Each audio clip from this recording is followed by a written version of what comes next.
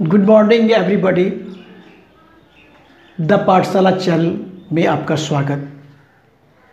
आज हम हिंदी व्याकरण में समास के बारे में आज जानेंगे और समास के बारे में इस तरीक़ा से जानेंगे कि कोई भी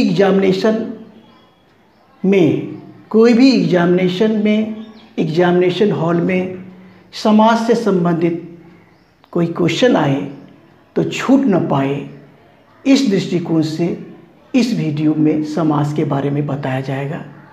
तो हम चाहेंगे कि मेरे वीडियो को शुरू से अंत तक देखें। वैसे भी हिंदी व्याकरण पढ़ना चाहिए क्योंकि इससे हमें शुद्ध बोलना और शुद्ध लिखने की जानकारी भी मिलती है। तो हिंदी व्याकरण को तो पढ़ना ही चाहिए। वैसे कोई भी एग्ज़ाम ऐसा नहीं है जो कि स्कूल का हो या कॉलेज की पढ़ाई के लिए हो या जॉब वाली परीक्षा की तैयारी करते हो, किसी भी परीक्षा में एक ऐसा टॉपिक है ये समास जो कि हर परीक्षा में आता ही आता है। तो हम चाहेंगे कि मेरे वीडियो को आप लोग शुरू से अंत तक देखें तो समास पर आप लोगों को आज गजब का बेसिक कंसेप्ट मिलने वाला है जो कि ट्रिक के द्वारा मिलेगा। तो देखिए, स्टार्ट करते हैं। देखिए इसमें क्या समास के बारे में जानना है। समास के 6 भेद होते हैं, इसके बारे में जानना है। कौन कौन से भेद होते हैं इसके बारे में जानना है और एक एक करके एक समास को सही तरीक़ा से ट्रिक विधि लगा करके कैसे हम पहचानेंगे कि ये समास तत्पुरुष है, ये समास बहुब्रीहि है, ये समास द्विगु है, ये समास क्रमधारय है, इसकी जानकारी को हम लेंगे जिससे कि मेरा क्वेश्चन छूट न पाए एग्जामिनेशन हॉल में। ठीक है, तो स्टार्ट करते। सबसे पहले तो ये जान लीजिए कि समास किसको कहते हैं। दो या दो से अधिक शब्दों का परस्पर संबंध बताने वाले शब्द को समास कहते हैं। क्या? दो या दो से अधिक शब्दों का परस्पर संबंध बतलाने वाले शब्द को समास कहते हैं। ठीक है, शब्दों का जो परस्पर संबंध बनेगा, वो जो संबंध बनता है उसका जो संबंध होता है उसी को हम क्या कहते हैं? समास कहते हैं। समास 6 प्रकार के होते हैं जिसमें हम एक में है द्वंद्व समास।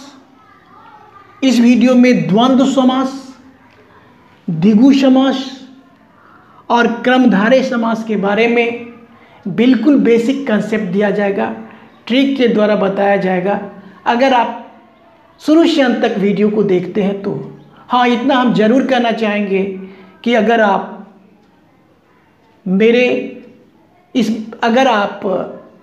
इस वीडियो को पहली बार देख रहे हैं तो इस चैनल को सब्सक्राइब करें। ठीक है, तो देखिए यहाँ पर क्या है। सबसे पहले है द्वंद्व समास। अब द्वंद्व समास के बारे में जानेंगे कि द्वंद्व समास जिस समासिक शब्द का दोनों खंड प्रधान हो, जिस समासिक शब्द का दोनों खंड प्रधान हो, यानी दोनों खंड क्या होगा? एक होगा आपका पूर्व पद, एक होगा उत्तर पद। दोनों खंड अगर समान होगा, जिस समासिक शब्द का दोनों खंड प्रधान हो उसे हम द्वंद्व समास कहते हैं। ठीक है, ये बिल्कुल स्पष्ट है, जो कि लिख भी दिया गया है यहाँ पे कि जिस समास में, आप देखिए यहाँ पर लिख दिया गया, जिस समास में पूर्व पद और उत्तर पद दोनों ही प्रधान होते हैं उसे द्वंद्व समास कहते हैं। ठीक है, द्वंद्व समास कहते हैं।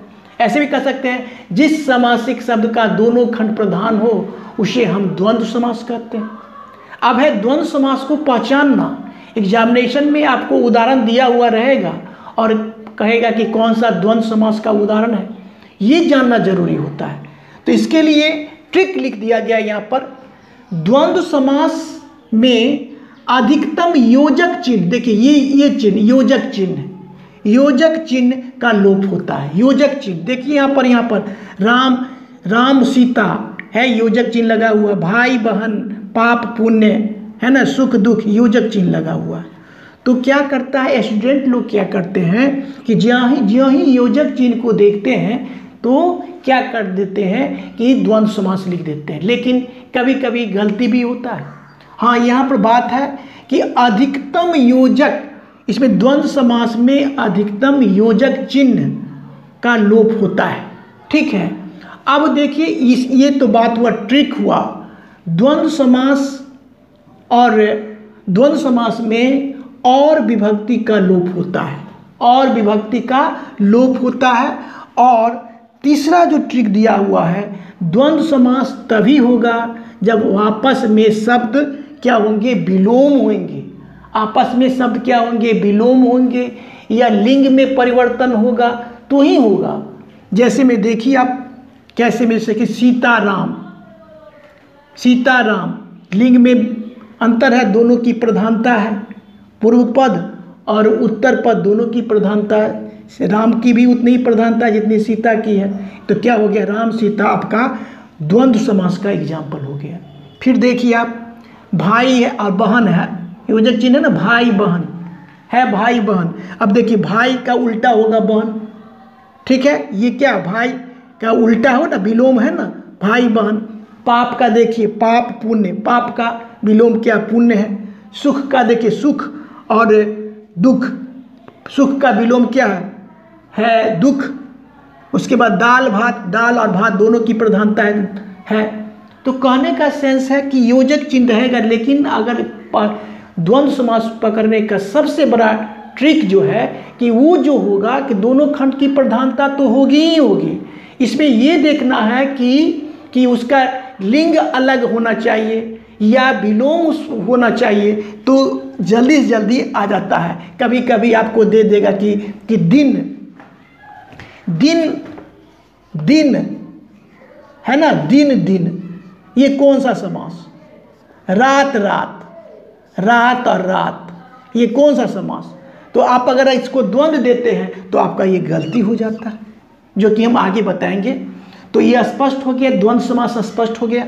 अब हम चाहे द्विगु समास के बारे में जानेंगे। द्विगु समास किसे कहते हैं? द्विगु, जिस समासिक शब्द का पहला खंड संख्यावाची हो उसे हम द्विगु समास कहते हैं।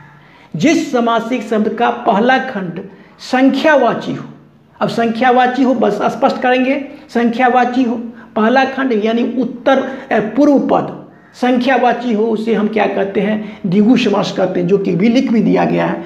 जिस समासिक शब्द का पहला खंड पूर्व पद संख्यावाची हो उसे द्विगु समास कहते हैं। ठीक है, यहाँ तक देखिए स्पष्ट है। फिर इसका ट्रिक क्या है?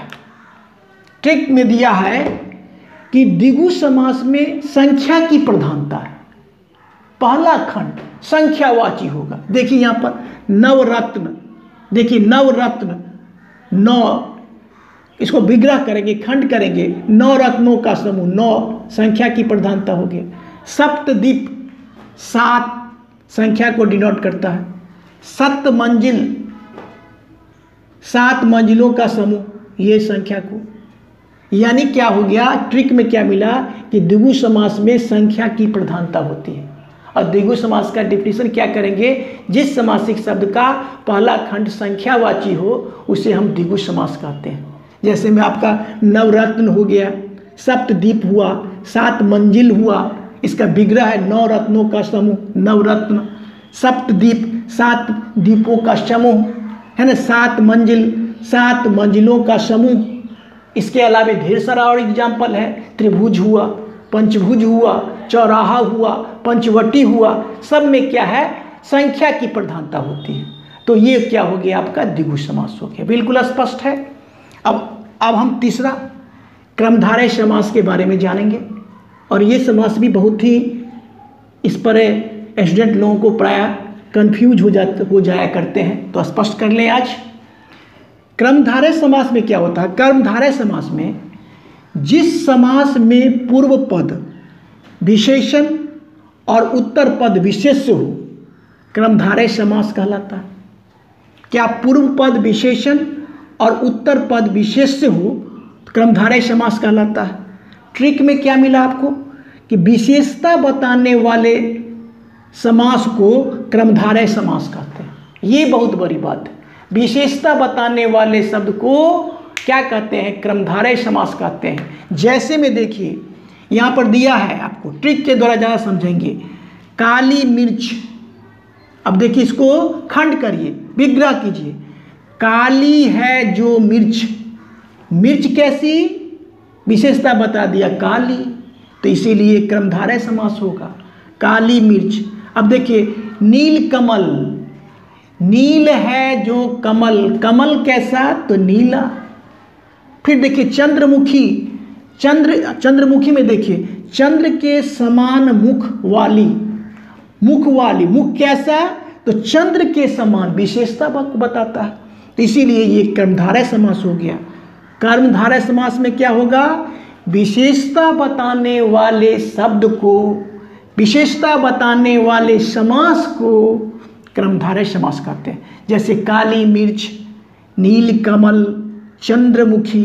ठीक है, तो इस वीडियो में हम आप लोगों को द्वंद्व समास, द्विगु समास, द्विगु समास और क्रमधारय समास के बारे में बताए। अगले वीडियो में 3 समास और बताना है जो कि बताएंगे। अब आपको क्या काम करना है कि इस पर आधारित बहुत से एक्सरसाइज को बनाइए, देखिए कि कैसे कैसे बनता है, ढेर सारा एग्जाम्पल, लेकिन बेसिक कंसेप्ट आपका यही है। मेरा वीडियो अगर अच्छा लगता है तो लाइक, शेयर और सब्सक्राइब करें। Thank you, take care.